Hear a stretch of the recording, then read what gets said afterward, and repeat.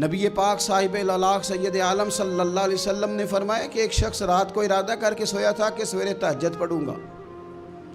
ایک تو وہ ہے جس کا ارادہ ہی کوئی نہیں فجر پڑھنے کا، بھی ارادہ ہی نہیں، سرے سے پروگرام ہی نہیں۔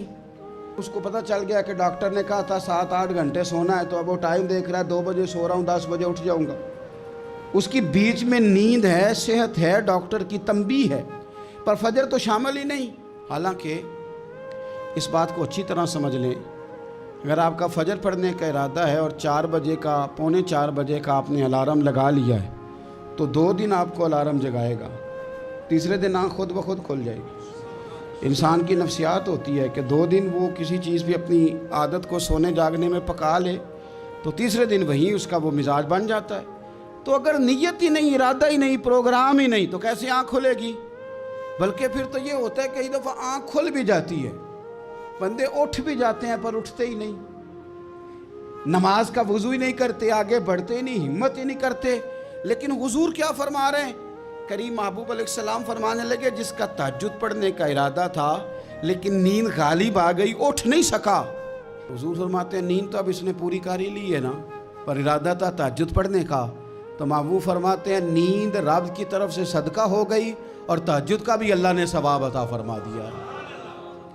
ارادے صاف کرے، پکے کرے، نیتیں کھری رکھے، نیت صاف رکھے، اخلاص پیدا کرے، تو پھر تو گھر میں بیٹھے بیٹھے بڑی نیکیوں کا ثواب ملتا ہے۔ پھر تو اپنے گھر کے اندر موجود رہنے پر بھی اسے بڑے بڑے لمبے سفروں کا ثواب ملتا ہے۔ حضرت انس بن مالک رضی اللہ تعالیٰ عنہ فرماتے ہیں ہم تبوک سے واپس آ رہے تھے تو نبی پاک علیہ السلام نے فرمایا ہمارے کچھ بھائی ہیں بھائی جو بیٹھے مدینے میں ہیں، پر ہم نے جو گھاٹی بھی طے کی، جو سفر بھی طے کیا، وہ ہمارے ساتھ ہی تھے۔